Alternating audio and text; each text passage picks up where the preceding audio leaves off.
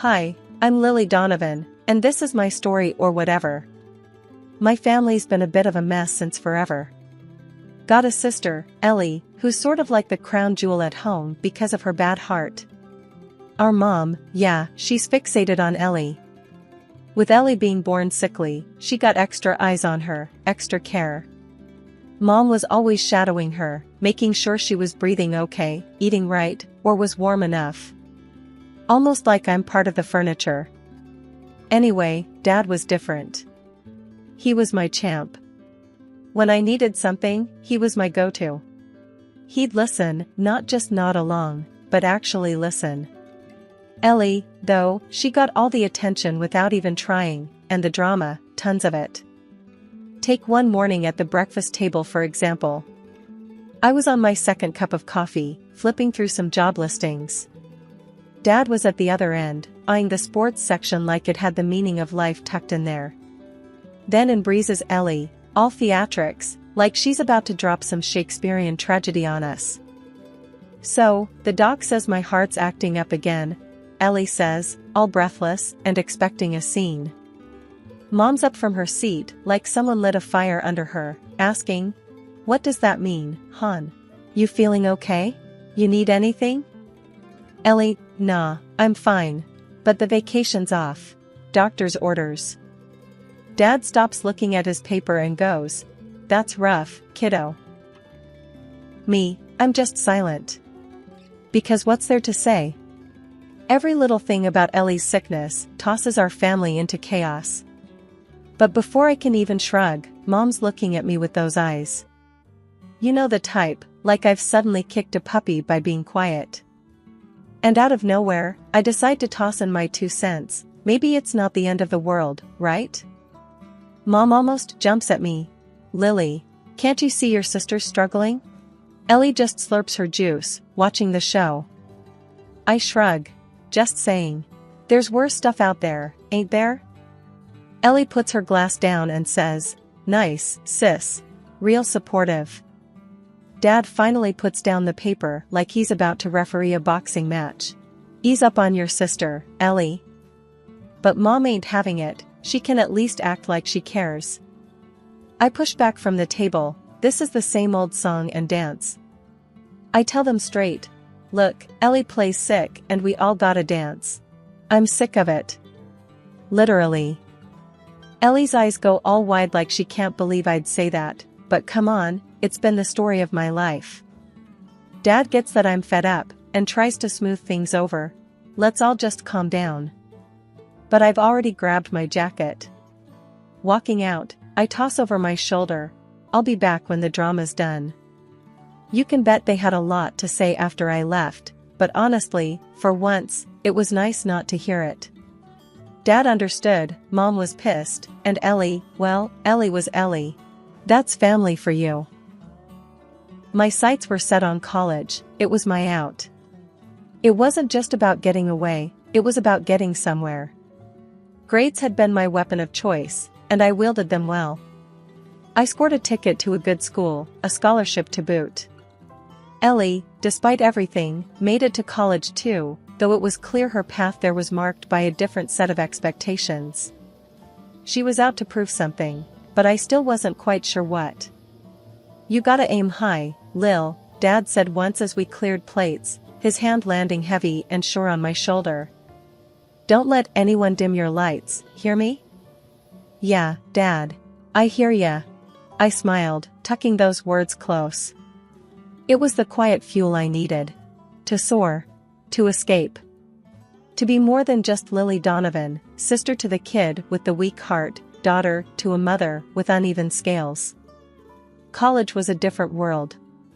I had my nose in the books, pushing hard to make something of myself. Ellie, she just couldn't hack it. She was lost, floundering in seminars and lectures, like she was trying to read a map with no legend. She dropped the news on me like a bomb, the tinny voice from my cell speaker signaling surrender. "College ain't my jam, Lily," Ellie said, her words lackluster. "I'm dropping out." I balanced the phone between my ear and shoulder, multitasking between the call and my constitutional law textbook. "You're bailing?" Just like that? Got better things lined up than being a brain like you, she snapped back. There was a heavy dose of her trademark venom in her voice. The same one that could turn from sweetie to serpent in a single sentence. So, what? You're skipping off into the sunset with the first guy who bats an eye? I snorted. Exactly, she hissed. Someone's gotta live a little while you bury yourself in those dusty books. Wouldn't want to die alone with cats as my only company. I squeezed the bridge of my nose. Ellie could never resist a jab. Next thing I knew, I was sitting in the back of a dimly lit church, law book hidden in my lap, as Ellie strutted down the aisle. She had nabbed herself a husband before she'd even figured out who she was. It was like she was playing life's game without bothering to learn the rules. After the I do's, she swanned over with her glass raised, smirking like she'd won some sort of race. Cheers to me, the married woman, and to you, Lily, maybe you'll graduate to cat lady soon? She snickered, cruelty wrapped in a toast.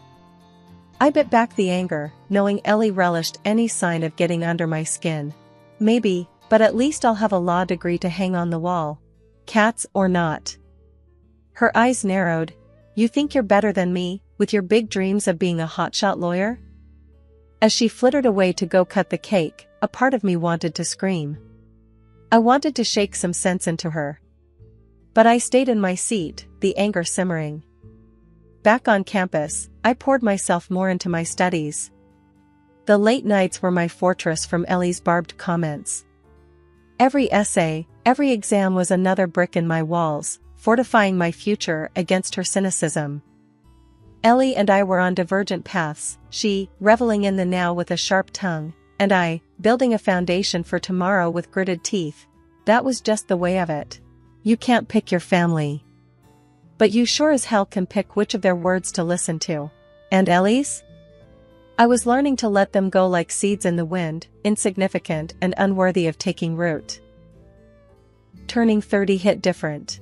The job at Uncle John's law firm was steady.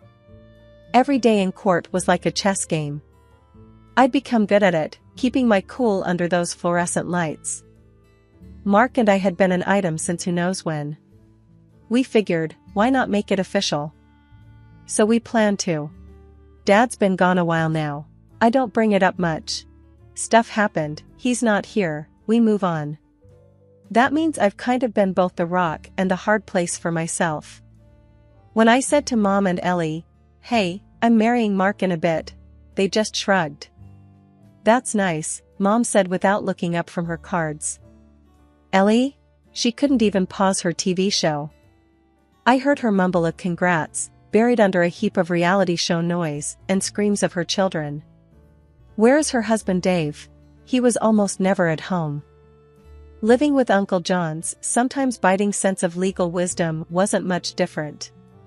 I'd tell him about the upcoming wedding and he'd just grunt, you sure about the prenup? Romance isn't exactly our family style. So here I am, 2 weeks out, and it's all about the bare minimum. I want a quiet do. Some folks would take Mom and Sis ignoring the whole deal like a punch. I take it like a typical Tuesday. No help? No problem. It's just Mark and me, and that's plenty. I draft my own contracts by day, iron out merge clauses, and at night, I scroll through potential honeymoon spots on my phone. No fluff, just picking a place to unwind. After the case I just cracked, I need it. Weddings bring out strange in folks, I guess. Mom suddenly caught up with her bridge club, acting like playing cards is her full-time job. I dropped by to give her an update on the no-fuss dress I picked, not that she asked. She barely glances up, don't stress. It'll be fine. Full house. I should have knocked. Cool, Mom, I say, but I'm talking to the wall because she's dealing cards again. Ellie's the same. She calls and it's one crisis after another. I can't find a dress, she complains over the phone. Ellie, just wear something from your closet. She huffs like I've suggested hiking the Everest in flip-flops. Fine, she snaps. I go about my days, bits and pieces of the wedding falling together between deposition prep and client consultations. Mark's doing his share, but mostly he's just keeping me sane. Always a joke ready to diffuse my stress like a bomb squad pro. I handle the indifferences from Mom and Ellie the same way I manage everything else, with a little nod and a lot of getting on with it. It's like being in the eye of my own personal hurricane, watching all the whirlwinds, but not really feeling them. I've gotten good at it, too good maybe. In the end, it's simple. I'm not walking down the aisle to make a statement. It isn't a parade or a show. It's just signing papers, making things official, a modest gather-up for a lifetime of more down-to-earth moments with Mark. He's the I do at the end of my very practical, very organized checklist. As for Mom and Ellie, well, they'll show up or they won't. The wedding will happen, and then life will roll on. It always does. I was mid-sentence with a contractor, haggling over the price of folding chairs, when Mom's call threw everything off balance. Her voice, usually as steady as a metronome, was all over the place, like a needle jumping grooves on a record. "Honey, Ellie's been left by her husband, with 2 kids," she said, and I could almost picture her hand fluttering to her chest, the way she does when the latest gossip hits. I was so stunned I almost dropped the phone. "What? You're joking." "No, dear. I wish I were. She's a mess. We're all in shock. It's just, would you consider postponing?" I bristled at the notion, felt that stubborn streak flare up. "Postpone? Mom, I've got a timetable tighter than a drum here. You know that." "But Ellie is going to have to deal with her own mess," I cut in, with an edge that said the discussion was closed. But Mom wasn't done. "She needs us, needs family. Maybe it's not a good time for a wedding?" I scoffed. "And when is it ever a good time, huh? Look, I'm sorry for Ellie, but life doesn't stop. Mine doesn't, at least." I turned to Mark, who had witnessed the tail end of the call, his eyebrows doing a high-wire act. "What now?" he asked, towing the line between concern and asking for the mess report. "Ellie's husband ditched her. Mom wants us to push back the wedding." His eyes widened slightly. "Wow. Are we?" I shook my head. "No way. We've bent over backward for this family enough." He nodded, his hand finding my shoulder, a silent signal of support. "All right. But you okay with that?" I took a deep breath, somewhere between frustration and determination. "Hell yes. It's our turn, Mark. We've done the waiting, the pleasing. Remember?" "I remember," he said, that low voice steady as ever. "It's just family is." I raised a hand. "Don't say complicated. It's overrated." Mark chuckled, a low rumble in his chest. "All right, tough cookie. You call the shots." A mix of guilt and relief swirled in me, but I pushed it down. I had enough on my plate without adding second helpings of pity for Ellie. Life ensued. I went back to ticking off checkboxes, ignoring the clawing feeling that comes with not being the good guy. Or in this case, the good sister. The day didn't start off great, and I could tell it was only destined to nosedive from there. Mark was trying to steer clear of any drama, but somehow, we wound up accepting the dinner invite at Mom's place. "Just a family get-together," she'd said. But I knew better. As soon as we walked in, the air was heavy, kinda like walking into a wall. Mom had this stern look plastered on her face, and Ellie, my sister, she was already a few glasses in, eyes red and puffy like she's been crying or something. I barely got my coat off, before Ellie slurred out, "Lily, you gotta understand." Her voice wobbled like one of those wacky inflatable arm guys outside a car dealership. "I'm going through hell, and there you are parading your happiness around." She clutched at her heart out of habit. "But we all know that she is absolutely healthy now, her childhood illness has sunk into oblivion." Stiffening up, I shot back, "Ellie, it's not like that, and you know it. Stop playing the victim." Mark put a hand on my shoulder, urging me to ease up, but I was past fed up. Mom chimed in then, voice cold as ice. Lily, we're just asking for a little compassion. Is that too much? I could feel the temperature drop with her every word. Still, Mark and I, we were a united front. We've planned this for a year, Mark said, his firmness a surprise even to me. It's not just Lily's call, it's mine too, and we're not postponing. Mom gave us a hard look, her lips pressed into a thin line. Ungrateful, she hissed at me. After all we've done for you. I snorted, narrowed my eyes. Ungrateful? Really? For what, exactly? That's when Mom dropped the real bomb, her voice a mix of fury and something that sounded like a twisted form of caring. If you can't cancel your wedding, then at least skip your honeymoon. Stay and watch your nieces and nephews.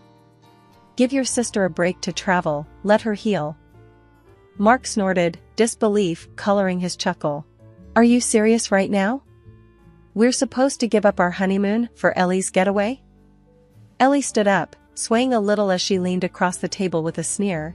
Yeah, 'cause why should you be happy if I'm not? I stood up too, my chair scraping loudly against the floor. Enough, Ellie. Life doesn't stop for you. I'm getting married, and I'm going on my honeymoon. End of discussion. Mom stared at us, eyes flinty. If you walk out that door, Lily, don't bother coming back. And if I stay, what? I get guilt-tripped and walked over my entire life?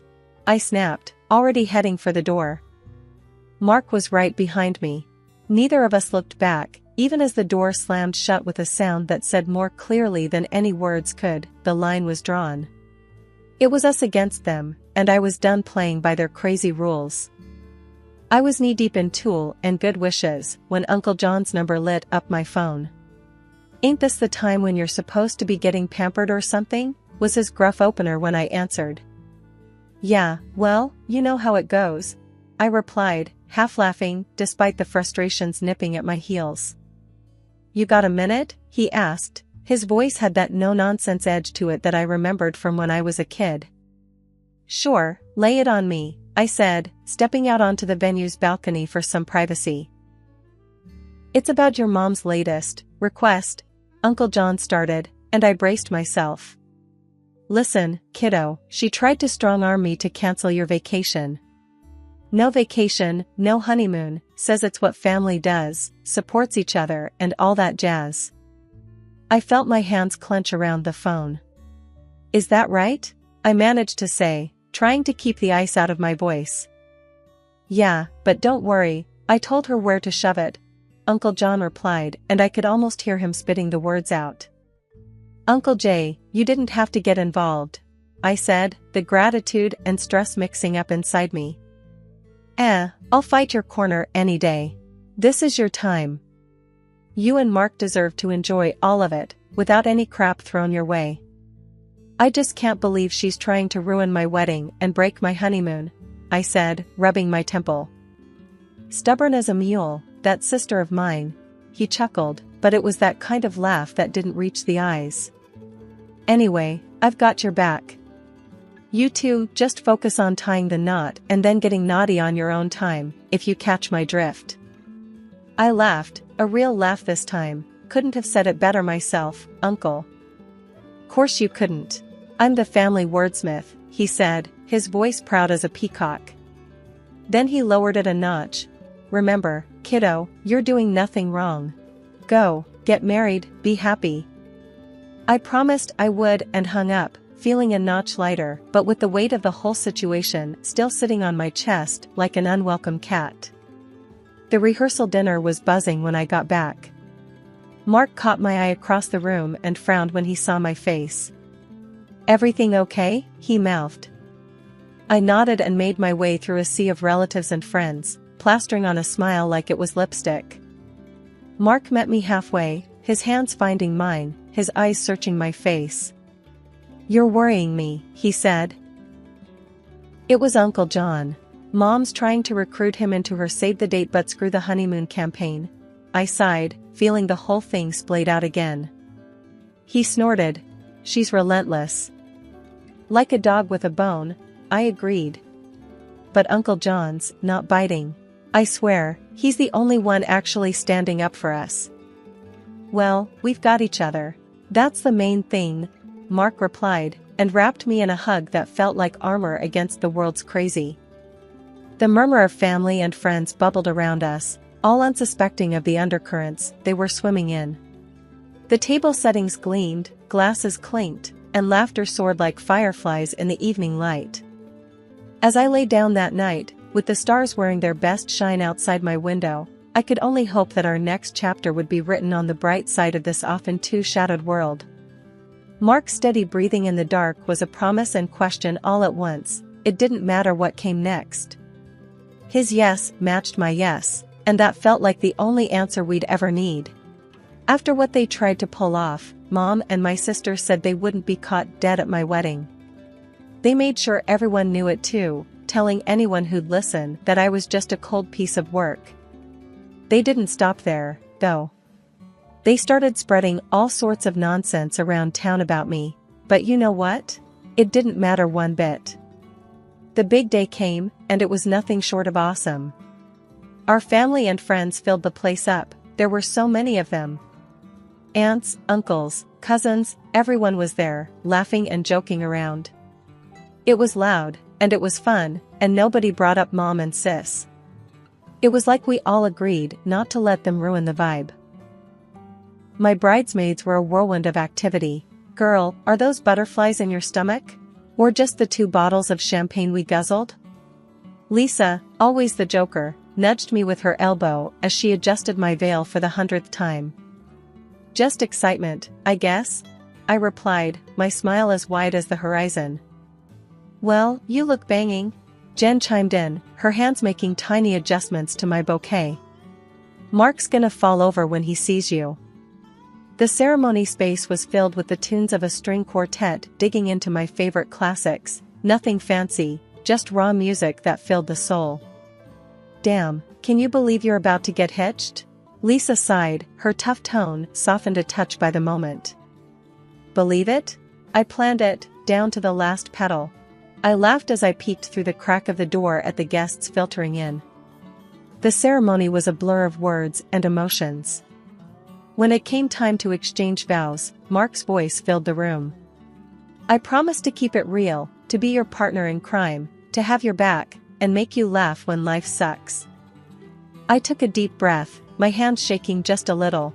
I promise to always be honest, to support your crazy schemes, to love you even when you leave your socks on the floor. The room erupted into laughter and cheers, the love tangible in the air like the warmth of the spring sun coming through the windows. As husband and wife, you may now kiss the bride, the officiant announced, and Mark wasted no time. It was the kind of kiss that said we were in this for the long haul, for better, for worse, and hell, even for the mundane. Later, as the party wound down, Uncle John found me, his face a little shiny from the festivities. You did good, kid. And if anyone gives you trouble, you send them my way.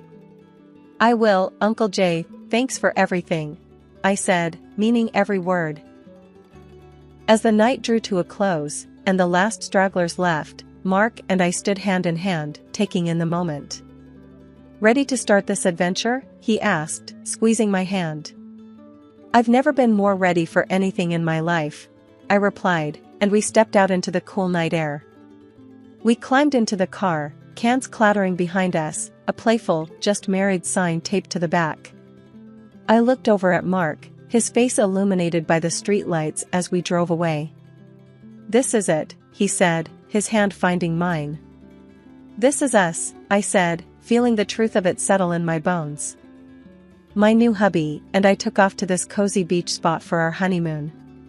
Just us, the sun, and the sea. It was like a week-long chill pill. And nope, I did not call Mom or Sis. Not once. And I didn't miss them either. Yeah, family's supposed to be your rock, right? But sometimes, you gotta build your own foundation. That's what I did, and it's solid. I don't need that kind of crazy in my life, and I'm not about to invite it back in.